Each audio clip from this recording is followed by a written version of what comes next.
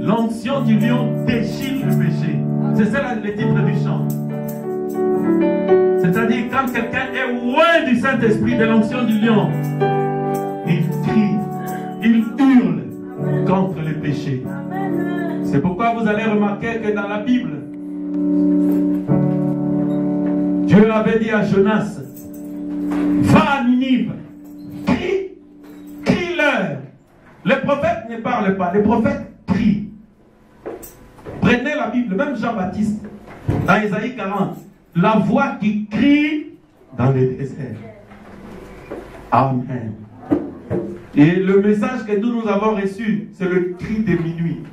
C'est un cri de commandement. Amen.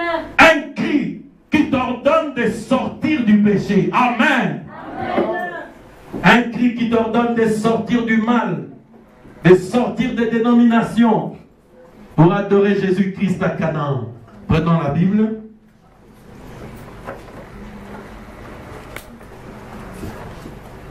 Amen. Nous allons vraiment lire un petit verset de la Bible. Ok. Luc, chapitre 23, verset 33. On peut commencer par 30 pour avoir le contexte, mais c'est juste le verset 33 qui m'intéresse. Donc Luc, chapitre 23, on peut commencer par le verset 30, on va aller jusqu'à 33. Oui, Frère Baba, tu prieras pour la parole. Oui, on va lire la parole de Dieu. Alors ils se mettront à dire aux montagnes, tombez sur nous, et aux collines, couvrez-nous. Car si l'on fait ces choses au bois vert, qu'arrivera-t-il au bois sec? C'est Luc 23? Oui. Oui, continue. On conduisait en même temps des malfaiteurs qui devaient être mis à mort avec Jésus. Lorsqu'ils furent arrivés au lieu appelé Crâne, ils les crucifièrent là, ainsi que les deux malfaiteurs, l'un à droite, l'autre à gauche. Amen. Oui. Prions. Toi, la colonne de feu. Toi, le lion de la tribu de Juda. Toi, l'ange de l'alliance. Toi, le lit de la vallée. Toi, l'étoile brillante du matin. Ton nom est Jésus. Seigneur, nous savons que c'est toi qui nous as appelés. Père Céleste, nous savons que tu ne manques jamais au rendez-vous, Père Céleste. Nous savons que tu es déjà au milieu de nous. Père de gloire, nous venons à toi, Seigneur. Nous avons des problèmes. Et nous voulons, Père Céleste, que tu puisses nous consoler, Seigneur. Que celui qui est entré ici avec un cœur abattu, Seigneur, qu'il soit consolé. Que celui qui est entré ici, Père Céleste, malade, qu'il soit guéri. Seigneur Jésus-Christ, que celui qui est entré ici, pécheur, Père de gloire, qu'il soit pardonné. Que celui qui est entré ici, Père Céleste, perdu, qu'il soit sauvé. Seigneur, nous venons à toi. Donne-nous ta parole, la véritable parole, Seigneur. Donne-nous l'onction, Seigneur, pour attendre ta parole, Seigneur Jésus-Christ. Où est nos oreilles? Où est nos cœurs, Seigneur Jésus-Christ? Nous remettons entre tes mains, Seigneur, que tu puisses nous parler comme un père parle à ses enfants. Amen. Nous avons ainsi prié dans le nom précieux de notre Seigneur Jésus-Christ. Amen. Amen. J'aimerais, si quelqu'un ici a un marqueur ou un stylo, s'il y a un papier A4, qu'on me l'écrive et qu'on me le mette là. Écrivez en grand le verset 23-33, ici. Mettez ça ici. Comme ça, vous allez avoir les yeux constamment sur ça. C'est pas long, hein? Un papier A4, vous écrivez en gras. Non. Le Seigneur Jésus-Christ, je n'ai pas l'intention de vous garder très longtemps. Je donnerai un petit message évangélique pour nous ouvrir les yeux, parce que vous savez, les hommes à reconnaître que Dieu avait accompli des merveilles avec les enfants d'Israël. Il les avait sortis de l'esclavage en Égypte. Il avait accompli des grandes merveilles. Ils sont prêts à raconter avec ferveur l'histoire de David qui avait triomphé de Goliath. Les hommes sont prêts à louer ce que Pierre a fait dans la Bible. Ils sont prêts à donner leur vie ou vraiment à crier pour remercier Dieu de ce que tous ces grands hommes de la Bible ont accompli. Les hommes, ils sont également prêts à prendre des brochures, des livres, pour aller de maison en maison, dessiner le paradis, pour parler des choses qui arriveront quand nous ne serons plus dans ce monde, ou quand nous mourrons, ou quand le Seigneur viendra à son règne. Mais souvent, les hommes ne peuvent pas voir ce que Dieu est en train de faire au temps présent. Les hommes manquent souvent de voir ce que Dieu est en train de faire pendant leur temps. Laissez-moi insister encore. Les hommes peuvent manquer de voir ce que Dieu est en train de faire parmi eux. Ce que Dieu est en train de faire en ces lieux. Les hommes peuvent manquer de le voir, car c'est ainsi que l'homme s'est toujours conduit depuis le temps de la Bible. Or, tous les secrets, toute la bénédiction de Dieu se trouve dans ce que Dieu est en train de faire maintenant. Parce que quand il était descendu pour libérer les enfants d'Israël, il n'a jamais dit à Moïse, je m'appelle le J'étais. Tamunazaraki, quand j'étais, quand j'avais des possibilités. Non, il a dit à Moïse, je m'appelle je suis. Amen. Je suis signifie Dieu au temps présent. C'est-à-dire ce qui intéressait les enfants d'Israël. Ce n'est pas un certain Dieu qui avait fait des merveilles avec Abraham, mais c'est un Dieu qui fasse des merveilles pour eux maintenant. Amen. Je pense que c'est ce qui nous intéresse. Dieu n'a jamais dit que je m'appelle j'étais, et il avait dit que je suis. La Bible dit dans Jean chapitre 8 verset 56, quand les Juifs vinrent discuter avec Jésus, comme la plupart des gens, ils aiment discuter sur la parole de Dieu. S'il y a des choses qu'ils ne comprennent pas, au lieu de venir et de demander, et ils préfèrent discuter ou même critiquer, parfois même tuer. Je prends l'exemple de ce qui s'était passé dans une église.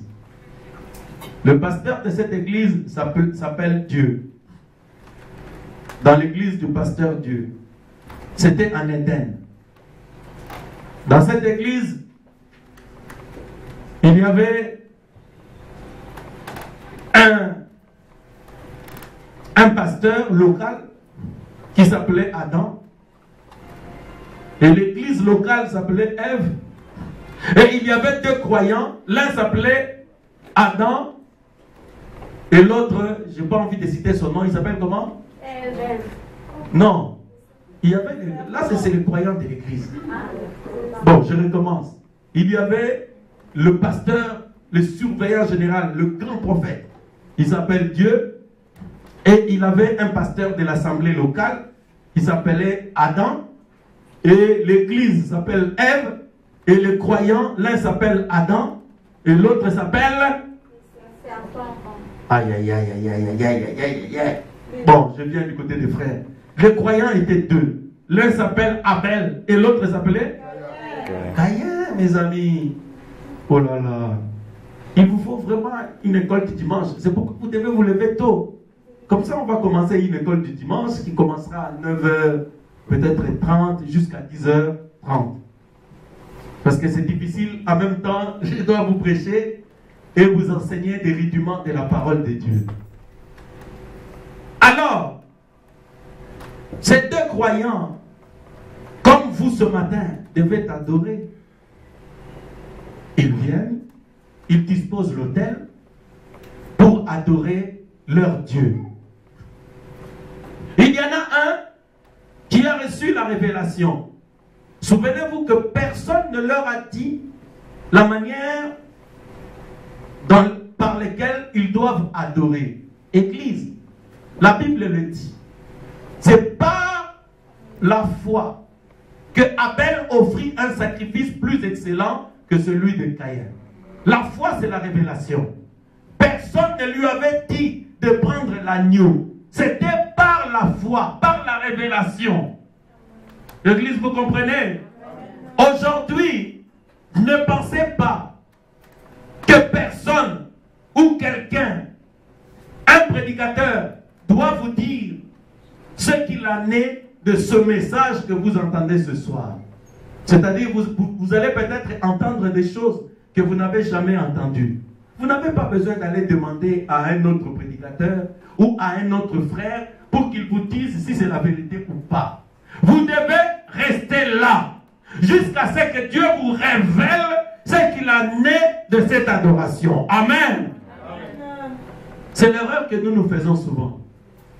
Nous voulons que quelqu'un nous dise pour être sûr. Non, pour être sûr, tu dois te tenir là, écouter de tes oreilles, entendre de ton cœur, vérifier les choses par toi-même et attendre la révélation que le Seigneur t'accorde. Maintenant, regardez. Ils disposèrent l'autel. Abel prit l'agneau. Parce que par la foi, par le Saint-Esprit, par la révélation, quelque chose lui a dit. Pour apaiser la colère de Dieu, le sang doit couler. Pour apaiser la colère de Dieu, il faut qu'un être innocent prenne ta place. Ensuite, tu seras en ordre et en paix avec Dieu. La Bible dit, il fit son sacrifice. Et le sacrifice fit trouver agréable. C'est-à-dire, Dieu approuva le sacrifice. Mais l'autre, Caïn était dans une église où on enseignait la théologie. Il avait écouté un frère, un grand théologien. Il était inspiré par lui. Parce que c'est ça son père. La Bible dit, Caïn était du malin. Jean 8, 44. C'est Jésus qui l'a dit. Il dit, Caïn était du malin. C'est-à-dire le malin était son inspirateur. Les inspirations que Caïn avait venaient du malin. Qu'est-ce que Caïn a fait? Son pasteur lui a dit, pour être agréé par Dieu, il faut un autel très propre. Il faut un autel très propre. Il faut mettre des fleurs là-bas. Il faut que l'église soit grande. Il faut vraiment un lieu très propre. Il faut que tu disposes les choses des fleurs. La Bible dit, il vint avec les fruits du champ. C'était des fleurs, des histoires belles pour décorer. Mais souvenez-vous, l'autel d'Abel, son frère, c'était un autel qui ne devrait pas être très propre à voir. Parce qu'il y avait là le sang, il y avait là l'eau qui sortait de l'agneau. Et c'était comme ça que le Seigneur avait demandé par la foi. Maintenant, Dieu rejeta le sacrifice de Caïn. Église, est-ce que vous êtes avec moi? Dieu rejeta le sacrifice de Caïn. Vous savez ce que Caïn a dit? Caïn avait été inspiré comme la plupart d'entre vous, ou comme certains, parmi vous aujourd'hui. Ils ont dit, il a pris la Bible. Il a dit, la Bible dit, Ève, le serpent donnant un fruit à Ève, et Ève en prit, il en mangea, alors, donc c'est le fruit. Comme c'est le fruit, donc je vais cueillir le fruit du champ, je vais le remettre, je vais les offrir à Dieu, et cela va apaiser son cœur. Adam n'a pas dit le secret à ses enfants, à ses croyants. Pardon, Ève n'avait pas dit la chose à ses croyants, parce que c'était une chose honteuse. Le fruit. Je vous ai dit dimanche passé, la théologie, c'est prendre la lettre de la parole comme ça, commencer à les répéter aux gens sans avoir la révélation. Église, la lettre tue, mais c'est l'esprit qui vivifie. Quand je vous parlais en ces lieux de la loi de l'esprit, dans la prédication 6e saut, le prophète William Branham dit, quand Dieu a envoyé Moïse, il a pris Moïse, il lui a donné la parole. Virgule, il a pris ses pensées. C'est-à-dire, ce qu'on appelle la parole, c'était les pensées de Dieu que Dieu avait mis en Moïse. C'est devenu parole quand Moïse le prononçait et c'était la parole pour les enfants d'Israël. Alléluia. C'est comme ça que nous avons vu.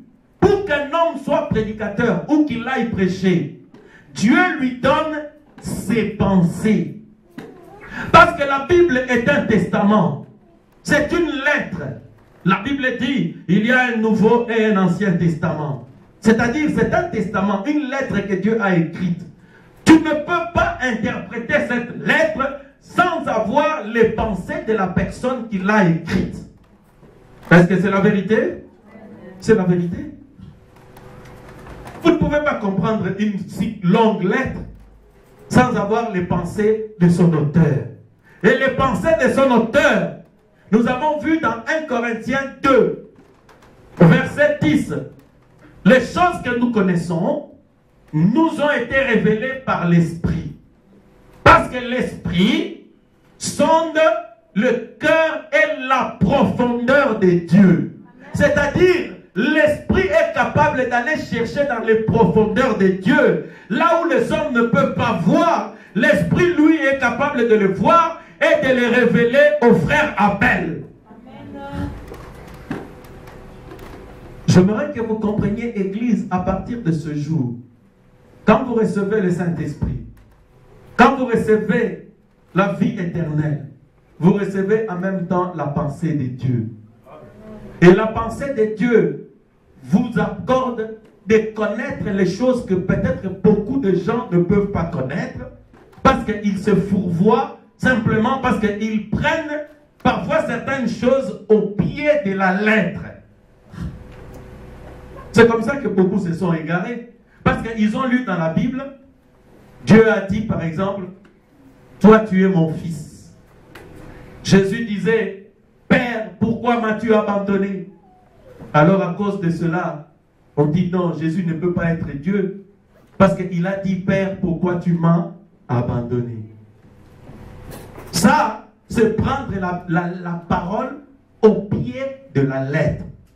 Maintenant, si tu as des idées comme ça, tu vas disloquer certaines écritures où Dieu dit Jésus-Christ est le Père éternel et le Dieu tout-puissant. Bref, j'essaie de vous montrer que si vous n'avez pas les pensées de Dieu, vous ne pouvez pas avoir la révélation. Si vous n'avez pas les pensées de Dieu, alors vous ne pouvez pas adorer Dieu de la meilleure manière. Alors dans cette église, mon frère, ma soeur, Abel avait les pensées de Dieu. Abel avait la foi. C'est par la foi qu'Abel avait adoré Dieu de la meilleure manière que son frère. Maintenant, qu'est-ce qui est arrivé? La Bible dit, Caïn, son frère, avait conçu de l'envie à l'égard de son frère. C'est pourquoi vous, mon frère, ma soeur, je vais vous dire quelque chose aujourd'hui. Ne soyez pas des envieux. La plupart des gens deviennent méchants, surtout les sœurs. Parfois, vous devenez méchante parce que vous êtes envieuse. Vous voyez quelqu'un avec une robe comme ça, avec une jupe comme ça, vous voulez la même chose, même si vous n'avez pas d'argent. Vous voyez quelqu'un avec un véhicule ou quelque chose comme ça, vous voulez la même chose, même si les moyens de votre mari ou vos revenus ne le permettent pas. C'est l'envie. C'est un démon. Vous allez voir, il regarde, il ne dit rien. Il va en ville. Il peut même sécher le cours. Ou il peut même sécher l'histoire. Il cherche jusqu'à ce qu'il trouve la même chose. C'est un démon. c'est un esprit. Et cet esprit était en Caïn. Maintenant, l'envie, c'est la convoitise. La convoitise crée la jalousie. C'est-à-dire quelqu'un qui est envieux. Si vous ne savez pas pourquoi vous êtes jalouse ou jaloux, c'est à cause des envies. Donc vous voulez avoir tout ce que vous voyez chez les autres. Maintenant, si vos moyens ne le permettent pas, vous devenez jaloux. Vous voyez quelqu'un, vous ne voulez pas le saluer. Maintenant, vous ne savez pas pourquoi est-ce que vous ne ressentez pas le désir et l'envie de le saluer. Cela est né par l'envie. Cela vous a rendu jaloux ou jalouse. Maintenant, regardez. La jalousie crée la haine. La haine. À force d'être jaloux, vous allez devenir haineuse. C'est en ce moment-là que vous commencez à devenir sorcier ou sorcière. Parce que la haine, c'est un des pires des sentiments qui existent. La haine engendre le meurtre. D'ailleurs, la Bible dit, celui qui hait son frère ou sa sœur est un meurtrier. Donc vous êtes rempli de meurtre dans le cœur à cause de l'envie. Maintenant, regardez, quand le pasteur Dieu est descendu, il a vu Caïn en colère. Caïn était en colère, pourquoi? Parce que Dieu avait agréé l'offrande de son frère et son offrande n'avait pas été acceptée. Dieu lui dit, mais pourquoi es-tu si triste? Il dit, mais si tu veux que j'agrée ton offrande, mais fais comme ton frère. Vous allez lire cela dans la Bible. Le pasteur lui a même dit de faire ce que son frère a fait pour qu'il soit agréé. Mais lui ne l'entendait pas de cette oreille. Et il avait conçu de tuer son frère. Vous allez dire non, gloire à Dieu parce que moi je ne l'ai jamais tué. Mais la Bible dit, si vous avez de la haine à l'égard de votre soeur ou à l'égard de votre frère, vous êtes un meurtrier. Combien de gens vous avez déjà tué?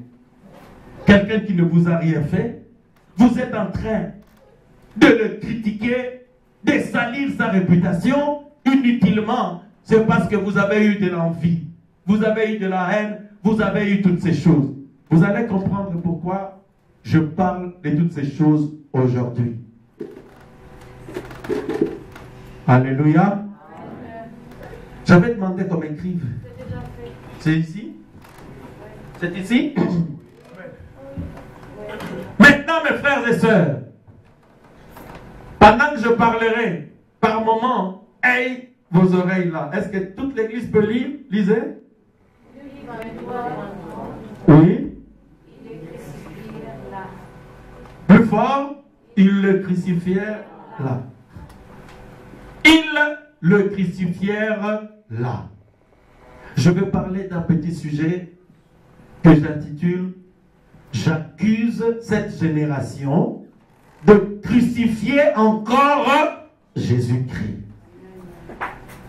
Alléluia. Aujourd'hui, je ne suis pas votre pasteur, je deviens le procureur du roi. Parce que j'accuse. Je vais porter des accusations sur cette ville.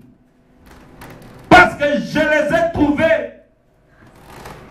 en flagrant délit de crucifier encore Jésus. Là, ils le crucifièrent là. Je crois que c'est un sujet qui nous intéresse. Amen. Amen. Mes amis, la révélation, la Bible en parle. Si nous avons accepté un message, parce que les gens critiquent comme ils ont critiqué Jésus. Si nous avons accepté ce message, laissez-moi vous dire, mes frères et sœurs, c'est parce que par sa grâce, Dieu nous a ouvert les yeux pour que nous comprenions que cette Bible que voici a donné naissance à plus de 1400 églises, dénominations à travers le monde. Dans notre pays, il y a des milliers qui est des dénominations. Qui coucou ça? Nzambe Malam. Oh, l'église, le mystère de ceci. Ministère de ceci. Oh, église de ceci. Les églises de Christ au Congo. Les assemblées de Dieu. L'église catholique. L'église protestante. L'église kibaniste. L'église Jéhovah. L'église. Mais les gens utilisent la même Bible.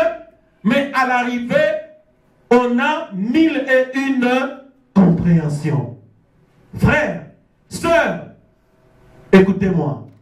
Même moi qui vous parle, si je n'avais pas reçu ce message, je n'ai aucune chance sur 1 million de lire cette Bible et de l'interpréter fidèlement comme Dieu l'exige. C'est impossible.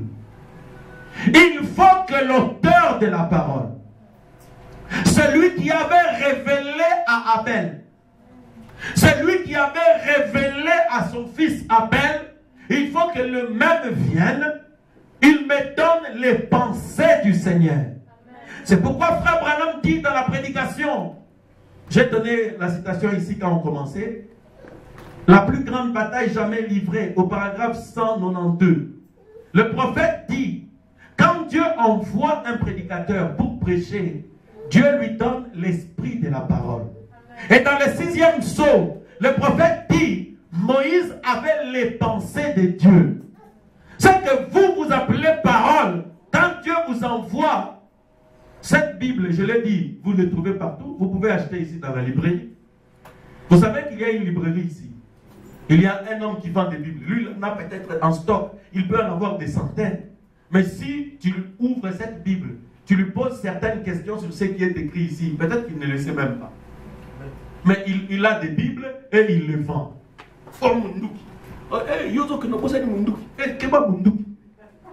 La Bible n'est pas un fusil. Vous devez le savoir. Les Ngunza en Afrique, parfois quand ils soignaient les gens, ils te donnent un peu d'eau, et puis ils prennent la Bible, ils te tapent ici, papa. Où est un modien? Hein? Ah ben, ok, les douleurs vont finir. Prends la Bible, et puis mets sur l'oreiller comme ça tu vas bien dormir. Je vous dis toujours, quand les sorciers viennent la nuit, ils prennent la Bible, ils les jettent là-bas, ils te frappent, et puis ils partent. Et puis tu te réveilles, il t'a encore frappé. Mais la Bible était là, mais comment il n'a pas vu la Bible. Rassurez-vous, il l'avait vu. Mais regardez, Dieu a dit, je ferai avec vous une nouvelle alliance. Dans Hébreux chapitre 10, 16. Je mettrai mes lois sur la table de vos cœurs. J'inscrirai mes ordonnances sur la table de votre esprit. Je suis allé un jour à Kinshasa en 2007. J'étais à Matongé. J'étais dans une église qu'on appelle Sang Précieux ou quelque chose comme ça. J'étais en haut, j'avais rendez-vous avec quelqu'un. Ils étaient en train de chanter. Pendant qu'ils chantaient, en ce moment-là, je ne prêchais pas encore. Pendant qu'ils chantaient, une sœur est venue et il m'a regardé. Il dit, mais il rentrait dans une vision. Il dit, je suis en train de le voir. Il y a dans son cœur une Bible comme ça, la Bible est ouverte. Maintenant, quelqu'un le tient comme ça dans son cœur, la Bible est ouverte. J'avais une Bible, pas sous les selles. La Bible est là dans mon cœur. C'est-à-dire, quand Dieu t'appelle pour t'envoyer, il prend les paroles, il met dans ton cœur. Il prend ses pensées, il met dans ton esprit, dans ton âme. Bien-aimés frères et sœurs, vous pouvez ne pas voir la Bible, avoir la Bible. Vous allez quelque part, on vous demande de prêcher. Je dis, vous êtes qui? Vous êtes Kikukusa, donne-moi votre Bible. Avec leur Bible, tu peux l'ouvrir et la parole commence à sortir. Mes amis, la révélation. Si vous manquez la révélation, c'est ça l'ennui. C'est ça le problème que nous avons aujourd'hui. Maintenant, je parlais de l'accusation. De quoi est-ce que moi j'accuse? Parce que quand vous accusez les gens, vous devez avoir de bonnes raisons. vous devez comprendre pourquoi est-ce qu'ils ont agi ainsi. Parce que moi j'accuse. Je dois vous dire maintenant pourquoi est-ce que je les accuse. Qu'est-ce qui les a amenés à crucifier encore Jésus? Vous allez dire non, en tout cas c'est eux, ce sont ces églises-là qui l'ont crucifié. Mais le procureur va plus loin. Il dit, toi aussi tel que tu es assis là, tu peux être en train de crucifier Jésus sans le savoir. Maintenant quand tu l'auras su, tu devras changer de position pour ne plus être parmi les gens qui l'ont crucifié. Vous savez, quand Jésus a été crucifié, tout le monde n'est pas venu pour battre, pour donner le clou. Il y en a un qui avait donné peut-être la corde. Il y en a un qui avait porté le vêtement du soldat qui frappait. Bah! Il dit, tiens-moi ça s'il te plaît. Bah! Bah! Et toi qui tiens les vêtements, et toi qui frappes, toi qui as donné la corde, même toi Pilate, qui avait dit, je vous le livre, toi qui crois, ôtez le sang de Jésus de tes mains, à l'aide de l'eau, en te lavant les mains, sache Pilate, il ne s'agit pas de se laver les mains pour que le sang de Jésus-Christ ne soit pas sur tes mains ce matin. Il s'agit de te repentir. Amen. J'accuse cette génération. Mais pourquoi est-ce que j'accuse cette génération? C'est parce que cette génération a refusé la révélation. Quand vous refusez la révélation, vous allez vous-même prendre la parole de Dieu et vous commencez à le manipuler selon votre propre compréhension. Or, Proverbe dit, un peuple sans révélation, c'est un peuple qui marche sans frein. C'est-à-dire quelqu'un qui prend la parole de Dieu sans la révélation, sans une interprétation divine, prophétique de la parole. Il est en train de marcher sans frein. C'est pourquoi Amos, chapitre 3, verset 7 dit, Dieu ne fait rien sans avoir révélé premièrement ses secrets à qui? Les prophètes. À qui? À ses serviteurs les prophètes. Ah, je pensais qu'aux apôtres. À ses serviteurs les prophètes. Dieu a des secrets. Il a écrit la Bible. Il a écrit la parole de Dieu. Il les a écrits pour certaines choses en symbole. Il laisse la lettre. Quand il t'envoie, il te donne les paroles dans les cœurs. Il ne te laisse pas comme ça. Il t'indique la source d'inspiration. La source d'inspiration aujourd'hui, mes frères et sœurs, c'est le message de l'heure. Si vous ne prêchez pas le message de l'heure, vous n'avez rien à dire aux enfants de Dieu. Laissez-moi vous confirmer. Tous les pasteurs de cette ville, ils ont des brochures dans leur maison.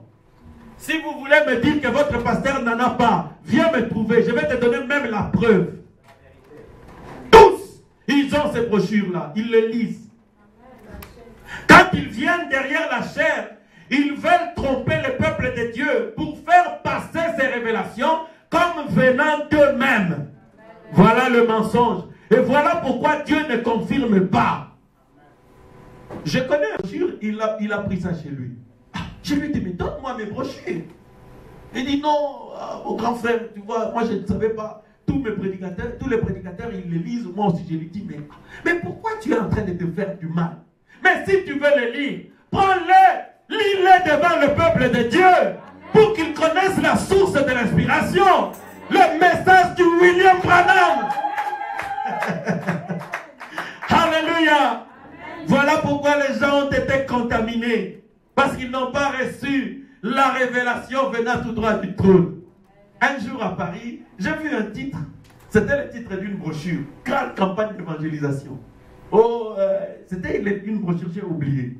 Je vois pasteur tel. J'ai vu que c'était une église dénominationnelle. Il a dit, ok, je prends le numéro de téléphone, je l'appelle. Papa est là, dis-lui qu'un frère, le frère Franck le cherche. Qu'il m'explique pourquoi est-ce qu'il veut parler de la nourriture d'aigle? Pourquoi est-ce qu'il veut les donner aux petits chiens? Bien-aimés frères et sœurs, laissez-moi vous parler de la révélation aujourd'hui. Parce que c'est ce qui faisait la différence entre Jésus et les autres pasteurs de l'époque. Maintenant, regardez, j'avance. La Bible dit, par exemple, frère Christian, tu peux le lire, Malachie chapitre 3, versets 1 et 2. Je vais arrêter, ne vous en faites pas, je ne serai pas long. J'aimerais simplement que vous compreniez quelque chose. Malachie chapitre 3, versets 1 et 2.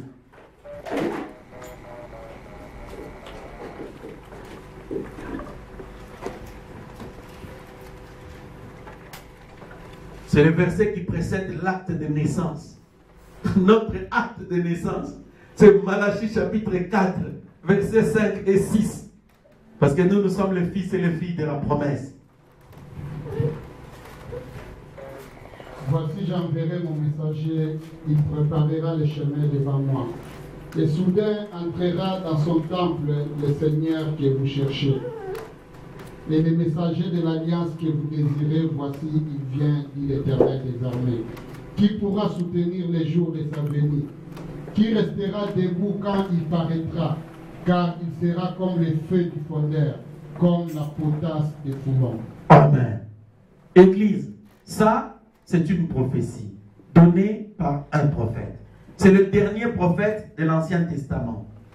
Parce qu'ensuite vient Jean-Baptiste, qui est la charnière entre le Nouveau et l'Ancien Testament.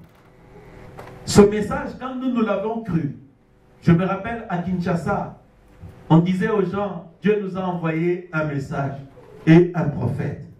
Et ce prophète a été confirmé par la colonne de feu. Dieu a confirmé son message. Son message, c'est le baptême du Saint-Esprit. C'est-à-dire Jésus-Christ est Dieu. Il n'est pas seulement le Fils de Dieu, mais il est lui-même Dieu. Le vrai baptême, c'est dans le nom du Seigneur Jésus-Christ. Et acceptez, repentez-vous, et vous allez recevoir le Saint-Esprit. C'est ça le message.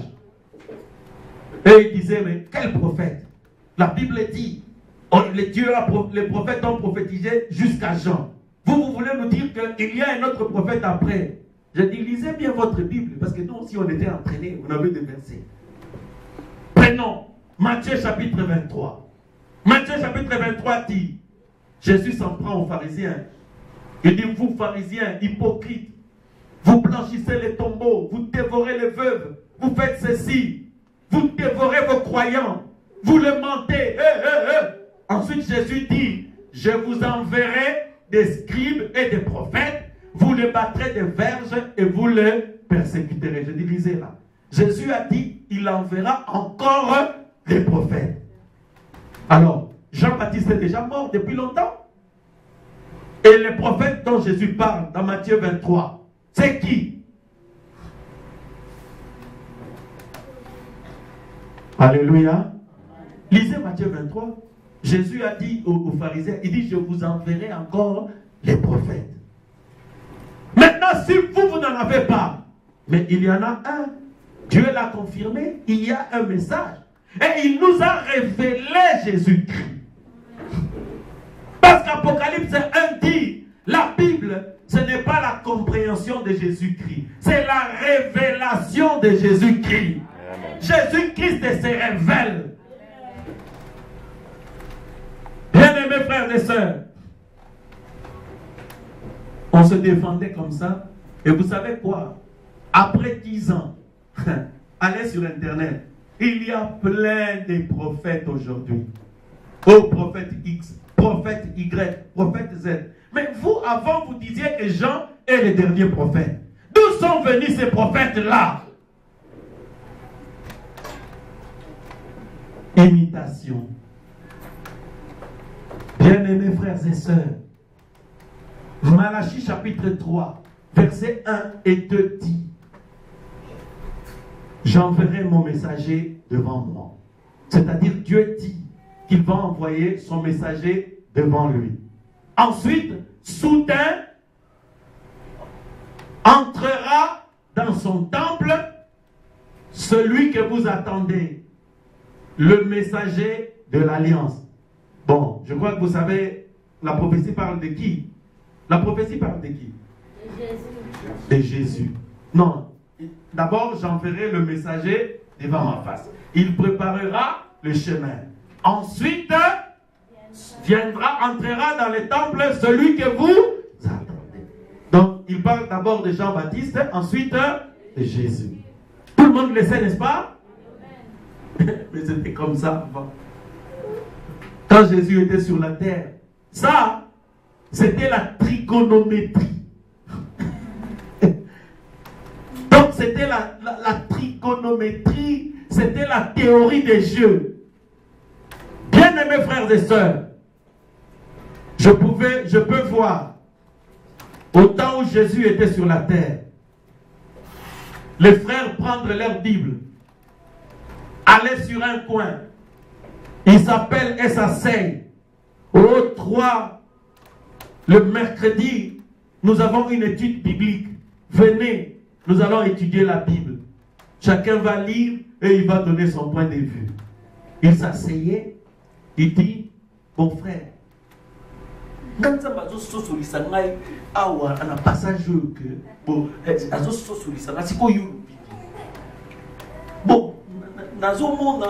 partage.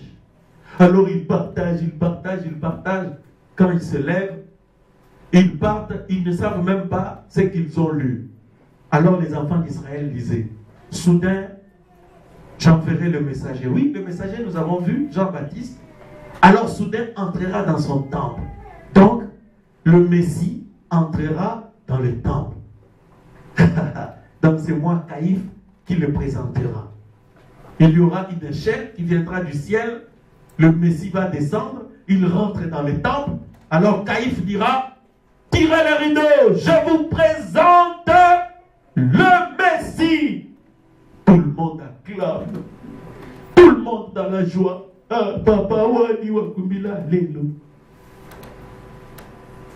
C'était ça l'explication des Écritures. Frères, soyons maintenant sincères. Faites comme si vous ne le saviez pas. Est-ce que c'est ce que la Bible a écrit? Ah, très bien. C'est ce que la Bible a écrit? Oui. Frère Nicolas, c'est ce que la Bible a écrit? Sœur Pasteur, c'est ce que la Bible a écrit? C'est ce que la Bible a écrit? Oui. Voilà. C'est ce que la Bible a écrit. Donc maintenant, je pose une deuxième question. Est-ce que c'est la vérité? Amen. Est-ce que c'est la vérité? Est-ce que c'était comme ça? Oh non, vous avez échoué à la deuxième question. Est-ce que ça s'est passé comme ça? Non. Vous voyez? Donc quelque chose est écrit dans la Bible. Mais quand cela s'est passé, cela ne s'est pas passé comme cela était écrit comme ça.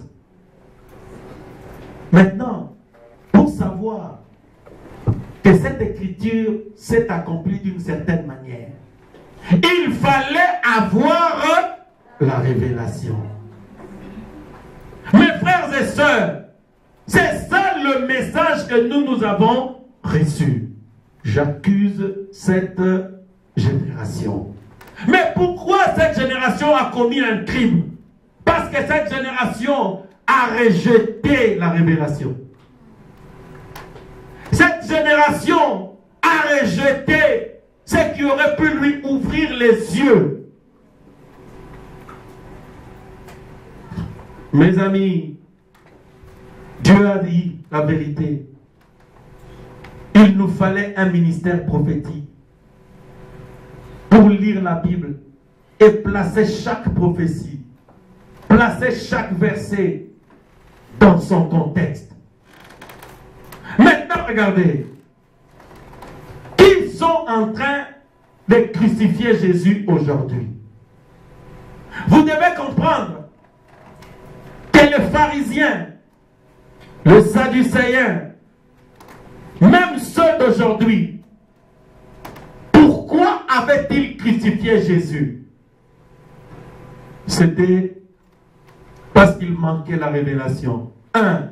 2. Parce que Jésus était un prophète puissant en œuvre et en parole. Jésus présentait des offrandes, des sacrifices. Jéhovah les a créés tous. C'est-à-dire ce que Jésus disait, Dieu accomplissait. Mais ce qu'eux ils disaient, Dieu n'accomplissait pas. Est-ce que c'est la vérité? Cela avait conçu, cela les avait amenés à avoir l'envie. Je vous ai dit, vous allez comprendre pourquoi je parle de l'envie, de la jalousie, de la haine et du meurtre. Quand Jésus parlait, les pains pouvaient être multipliés. Quand Jésus prêchait, les gens venaient pleurant, donnant leur vie au Seigneur. Quand Jésus prêchait, des miracles s'accomplissaient. Alors, ils ont eu de l'envie. Oh, pourquoi est-ce que lui, il prêche? Pourquoi est-ce que lui, chez lui, il y a des guérisons? Pourquoi est-ce que chez lui, il y a des miracles? Il doit être Belzébul. Mais tu veux que Dieu t'utilise aussi avec des miracles et des guérisons? Mais va lui demander comment il fait. C'est simple. Caïphe, va voir ce jeune rabbin de Galilée. Demande-lui comment il fait pour que Dieu l'utilise. L'envie. Ensuite, il devenait jaloux. Si vous prenez la Bible dans Jean 11,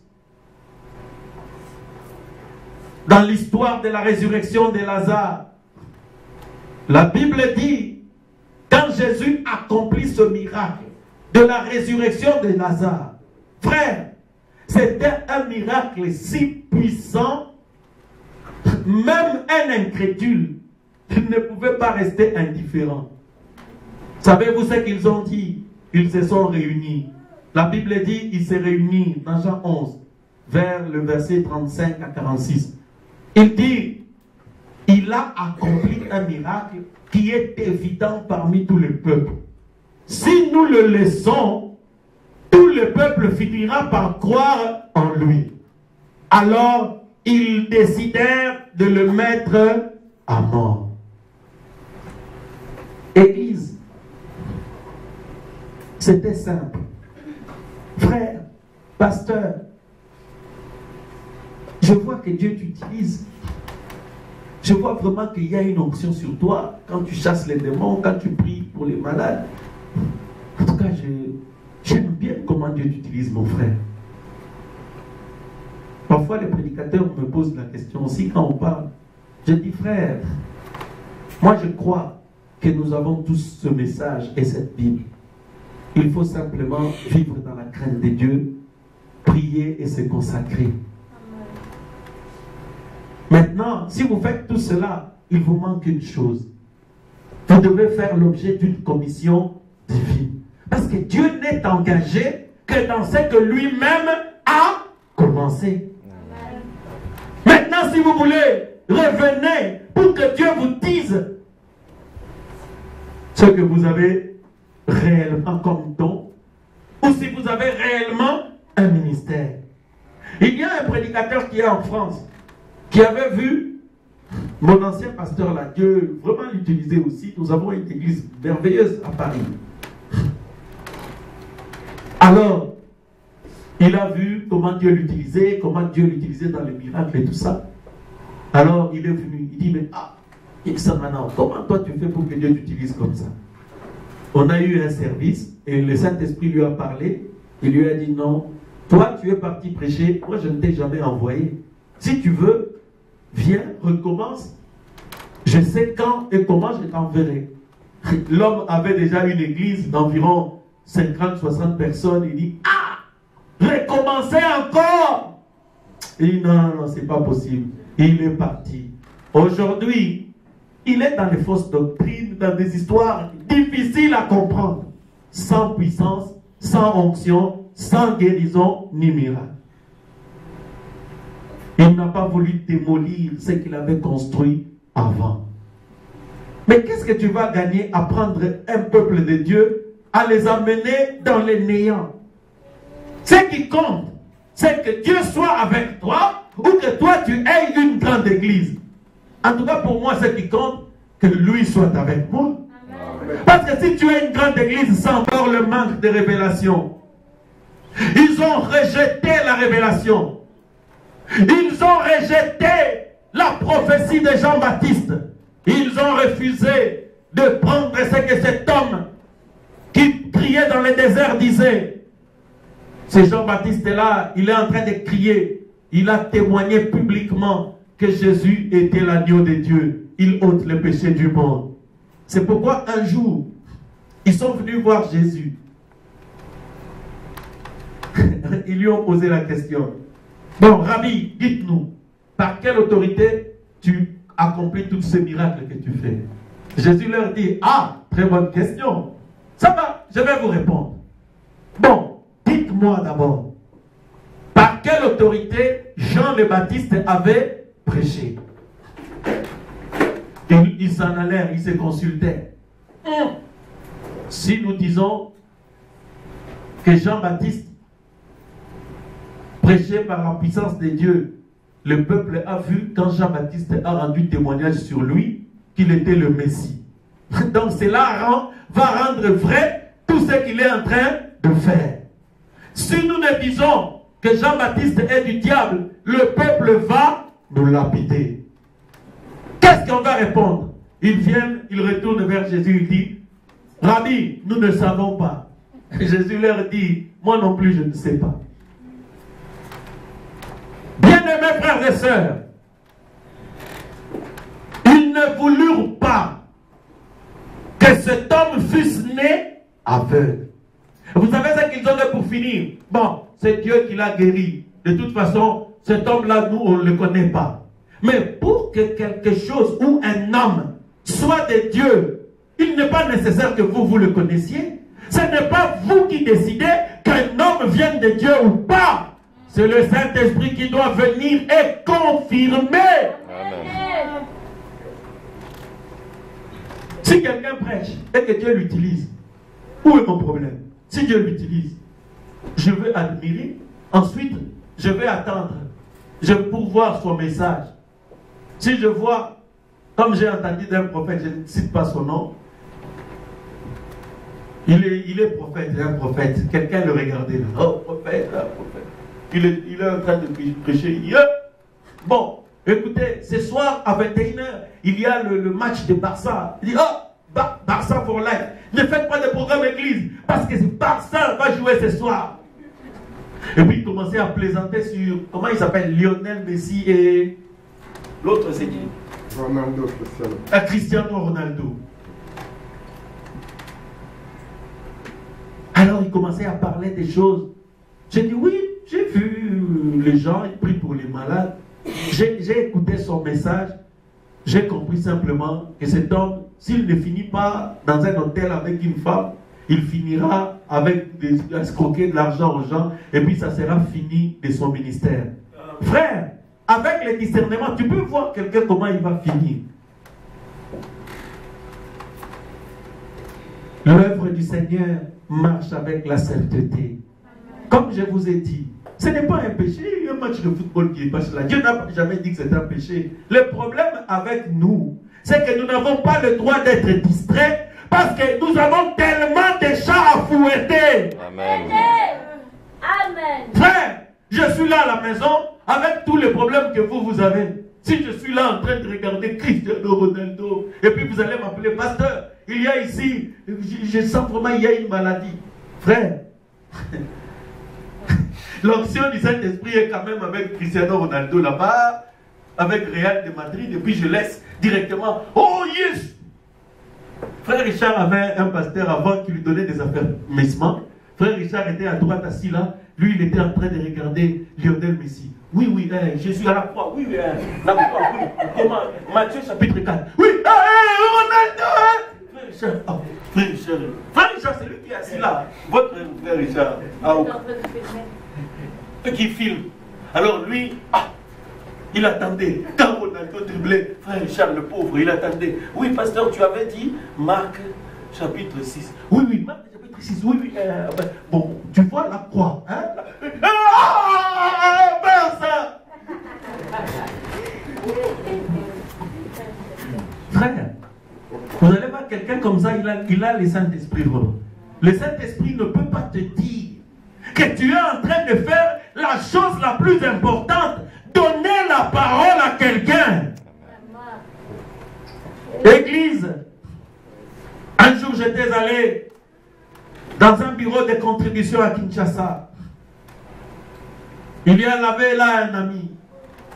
Je parlais de la parole, Alors, cet ami m'a posé une question directe. Il dit, Franck, bon, dis-moi, est-ce que c'est mal d'aller au stade pour aller voir un match entre VA et Tarim?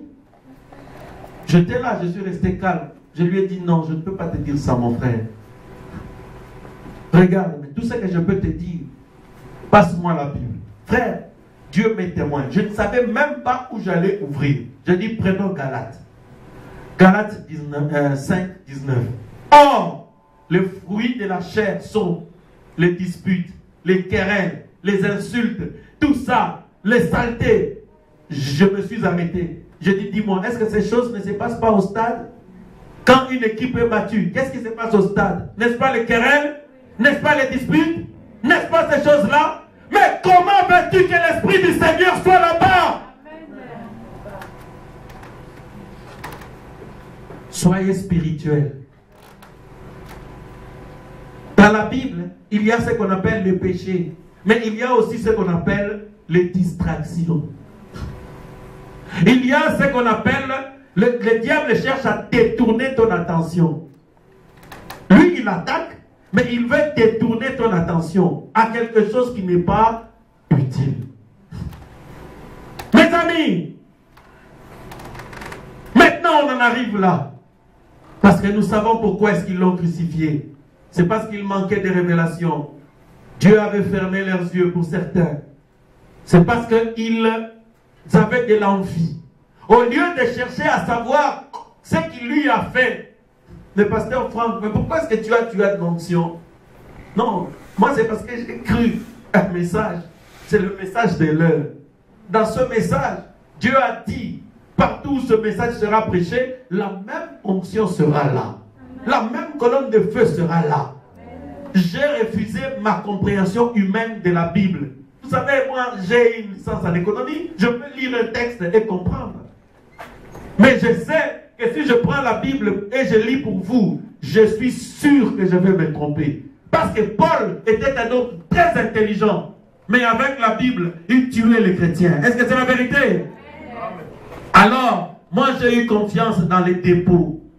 Dieu a dit, ce secret, il le donnera à ses serviteurs, les prophètes. Dans cette génération, Dieu a envoyé un prophète. Et quand j'ai pris son message, je l'ai comparé à la Bible. C'est le ainsi dit le Seigneur. Alors, quand je me suis mis à le prêcher, les malades commençaient à guérir. Dieu commençait à donner le Saint-Esprit. Dieu délivre de la cigarette. Dieu délivre de l'adultère. Dieu délivre de la publicité. Dieu délivre des liens, des blocages, des familles, etc. Maintenant, quand j'ai commencé à prêcher, j'ai attendu que Dieu me dise, Franck, va, je t'envoie. Parce qu'il y a un secret avec la commission. Parce qu'avec la commission, Dieu prend ses pensées, il met dans ton cœur. Il prend un ange, il dit, va avec lui, accompagne-le. Parce que toi, tu parles, c'est l'ange du Seigneur qui viendra accomplir ce que toi tu dis. Je dis, voilà pourquoi Esaïe dit, je suis l'Éternel. Je confirme ce que prédisent mes envoyés. Quand un envoyé de Dieu parle, Dieu vient, il confirme. Voilà le secret. Je t'ai livré publiquement mon secret. Toi qui veux servir Dieu. Toi qui ne sais pas ce qui se passe ici. C'est ça mon secret. Mes frères et sœurs, aujourd'hui, La Bible, c'est notre livre de référence pour nous éclairer. Dieu a mis sa parole dans les cœurs des croyants, dans les cœurs des prédicateurs. 1, pour qu'ils vivent la parole. 2, pour qu'ils la transmettent. 3, pour qu'ils la confirment et qu'il soit établi que Jésus-Christ est le même hier, aujourd'hui et éternellement. Toi qui as posé la question, frère Christian, voilà pourquoi Dieu est guéri dans cette église. C'est parce que lui qui m'a envoyé, il a dit, je serai avec toi. Amen. Amen. Maintenant, ne me tuez pas. Viens, fais comme moi, et tu auras le même résultat. Maintenant, regardez, je vais terminer par là. Ils le crucifièrent là. Mais qui ont crucifié Jésus? Le prophète dit, ce n'étaient pas les païens. Rome n'avait pas de problème avec Jésus. Rome, c'était la puissance politique, économique de l'époque. C'est un peu comme le roi Albert, je ne sais pas, il s'appelle comment notre nouveau roi? Philippe. Le roi Philippe, Elio Di Rupo, et tous les maîtres que vous connaissez là, maître Renders, tous les maîtres. Alors, ça, c'était la puissance économique, politique, tout ce qui dominait à l'époque. Savez-vous que c'est que Rome a dit, c'est que Pilate avait dit, quand Caïphe c'était un peu le représentant légal de toutes les églises qui étaient réunies à l'époque, c'est-à-dire les pharisiens, toutes les dénominations, les assemblées de ceci, les mouvements, tous les mouvements des réveils de ceci, tout ce que vous voulez. Ils étaient mis d'accord, malgré leurs grandes différences. Ils étaient mis d'accord que c'est Jésus-là, c'est Belzébul. Nous ne croyons pas dans sa doctrine. Il ressuscite trop les gens, il guérit trop les malades, et nous soupçonnons qu'il doit y avoir quelque chose. Maintenant, le prophète William Branham dit, c'est il-là, c'est le peuple saint. C'est-à-dire, c'est un peuple que Dieu avait choisi, les enfants d'Israël. Est-ce que c'est eux qui avaient crucifié Jésus? C'est eux. Ils l'ont livré à Rome. Rome a dit, je ne vois rien d'injuste, de fraude dans cet homme. Pilate l'a dit. Est-ce que c'est la vérité? Pilate était le gouverneur de Rome. Pilate a regardé Jésus. Il dit, moi je ne vois aucun crime dans cet homme. C'est-à-dire les païens avaient dit, ils étaient sûrs que Jésus n'était pas un pécheur. Mais qui voyait le péché en Jésus? C'était l'Église. C'était ses frères. Il est venu chez les siens et les siens ne l'ont point reçu. Il, c'est le peuple saint. Frères, ceux qui crucifient Jésus aujourd'hui, ce ne sont pas les païens. Parce que les païens, nous connaissons leur position. Le prophète dit, le jour de l'enlèvement, il y aura une surprise. Pas parmi les païens. Un païen sait où il va aller. S'il meurt sans le Saint-Esprit, il sait qu'il va aller en enfer. Mais le prophète dit, ce sont des gens qui se disaient ou qui pensaient dans leur tête qu'ils étaient chrétiens sans l'être. De personnes qui viennent à l'église, qui ne changent pas, remplis de péchés, qui n'écoutent pas, qui ne se conforment pas à la parole de Dieu. Il dit, c'est eux qui seront surpris au jour de l'enlèvement. Ce ne sont pas les païens. C'est eux, aujourd'hui, qui sont en train de remettre encore Jésus sur la croix. Donc, c'était les enfants d'Israël. C'est ils là. Ils le crucifièrent là. Donc, ils, au pluriel, c'était les enfants d'Israël. C'est eux qui avaient résolu de mettre Jésus à mort. Parce que Rome avait le pouvoir juridictionnel, avait le pouvoir de justice. Ils l'ont livré à Rome. Ils ont même forcé Pilate à prononcer la sentence. Pilate a dit, je me lave les mains. que le sang de cet homme retombe sur vous. Savez-vous ce qu'ils avaient dit? Nous voulons que cela retombe sur nous et sur nos enfants. Frère Branham dit, ils l'ont payé très cher.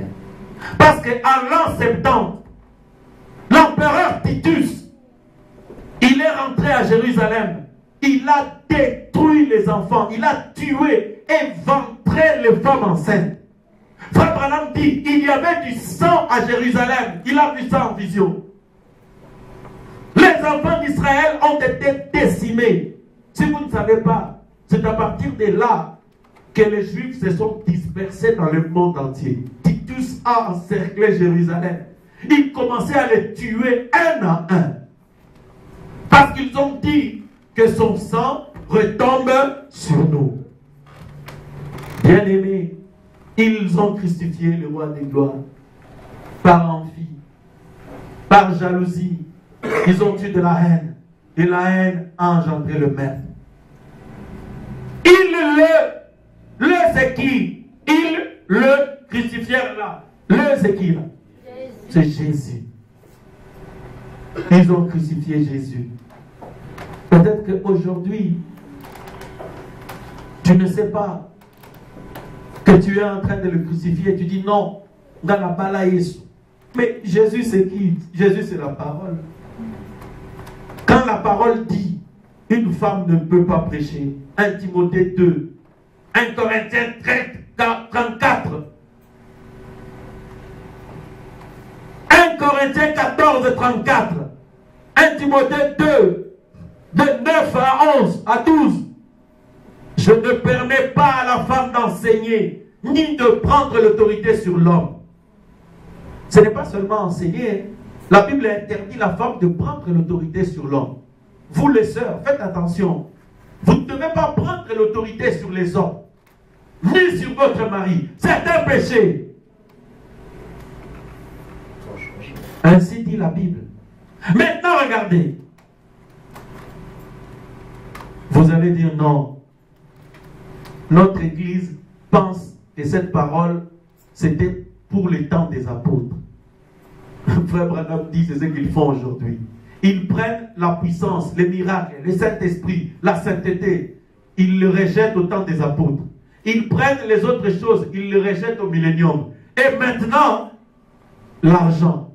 Aujourd'hui, l'évangile, si tu ouvres cette porte, tu vas ailleurs, tu vas entendre parler. Tu n'écouteras pas le même évangile que tu écoutes ici. Tu vois, ce que tu vas entendre. Recevez l'argent, recevez l'argent. On parle de l'argent. Aujourd'hui, l'évangile signifie avoir beaucoup d'argent. Mais en ce moment-là, tous les Belges ici, les Blancs qui ont beaucoup d'argent, ils n'auront pas besoin de votre Dieu. Parce qu'eux, ils ont déjà l'argent. Mais nous avons quelque chose à donner. Cette chose-là, même les milliardaires de ce monde ne l'ont pas. C'est le Saint-Esprit. Pour ça, il faut se répartir. Alléluia. Ça, malheureusement, tout le monde ne peut pas l'avoir. Si toi, ta vie, tu es devenu chrétien pour avoir beaucoup d'argent, ce n'est pas la peine. Tu peux aller voler comme les autres politiciens, comme tout le monde, tu voles, tu peux en avoir beaucoup. Au lieu de prier pour que Dieu te donne, pour que tu deviennes milliardaire, tu perds ton temps. Va voler. Tu vas commettre un braquage. Tu casses une bijouterie. Tu auras beaucoup d'argent et puis tu vas devenir millionnaire. Ah, qu'est-ce que je vous ai dit? Le pasteur Franck nous a demandé d'aller casser des bijouteries. Je vais aller casser. Il l'a dit, j'ai entendu. Oui, tu l'as entendu. Parce que c'est ce qu'il y a sur ton cœur. Va casser. Je viendrai te visiter en prison. Maintenant, regardez. C'est cela. Là, ils crucifièrent Jésus. Jésus est la parole. Maintenant, es-tu en train de rejeter la parole aujourd'hui? Ma soeur, est-ce qu'il n'y a pas une partie de la parole que toi tu rejettes? Toi qui n'aimes pas te conformer à toute la parole. Souviens-toi qu'il y a une loi. La loi dit, maudit quiconque n'accomplira pas toute la loi. Le message de l'heure est un tout. Ou tu prends toute la Bible, ou tu laisses. Si tu prends une partie, tu deviens une dénomination. La Bible est faite pour être prise en entier. Amen. Parce que la Bible dit dans Exode 12, l'agneau devait être mangé en entièreté. Amen. Je crois que vous le comprenez. Tu prends une partie de la parole, tu as rejeté la parole. Ils le crucifièrent. Le prophète dit, la crucifixion c'est la mort la plus brutale infligée à un homme. Et ils le crucifièrent là. Là c'était où? Oui mes amis, c'était à Jérusalem. C'était la cité la plus sainte du monde. Alors je termine pour dire ceci. Jésus n'a pas été crucifié dans les bars. Peut-être que tu es en train de penser que les prostituées qui sont dans les vitrines, oh, vraiment ces gens, ils ne verront pas Dieu. Quelle vie ils mènent. Peut-être que tu es en train de penser à ceux qui volent des chèques, eux qui font tout ça. Eux, peut-être que quand ils écouteront le même évangile que toi, ils vont accepter de recevoir le Saint-Esprit et ils iront au ciel, mais toi tu resteras. Parce que toi, tu connais cet évangile depuis longtemps. Tu ne veux pas te conformer. Alors, je t'accuse de crucifier encore Jésus. Jésus est crucifié dans les églises du monde. Laissez-moi vous donner ce témoignage. Quand je méditais, quand j'ai reçu la révélation pour prêcher ce message, c'était mardi passé à 16 h. J'étais à la maison, je lisais le 6e psaume. Le Saint-Esprit m'a donné ce message, je l'ai inscrit. Je suis parti à la prière. Parce que nous avons une prière d'intercession ou de prière pour l'église mardi. Là arrivé, pendant la prière, l'onction est descendue sur la sœur Eudoxie. Et elle a vu dans une vision, dans une grande église de la place ici, Jésus sur la croix. Les gens en train de brûler, de cramer, de souffrir. Après la vision le soir, je lui ai dit, je vais te lire quelque chose. Je lui ai dit, regarde. Le Saint-Esprit m'a donné de parler de là. J'accuse cette génération d'avoir crucifié Jésus-Christ. Et le prophète William Branham dit, Jésus-Christ est crucifié aujourd'hui où? Il est crucifié dans le lieu le plus saint de l'église. Vous savez, l'église, c'est comme le temple de Salomon. Il y avait un parvis intérieur, extérieur et les lieux très saints. Les lieux très saints de l'église, c'est la chair. C'est ici. C'est ici où doit sortir l'exemple de sainteté, de puissance, de loyauté, de la soumission à la parole. Et les prédicateurs aujourd'hui sont devenus des inciviques, des pécheurs. Et quand vous agissez ainsi, vous êtes en train de crucifier la parole de Dieu à la chair, dans les églises. On ne peut pas dire la vérité aux gens. Jésus avait eu des problèmes, mon frère, ma soeur, parce que Jésus était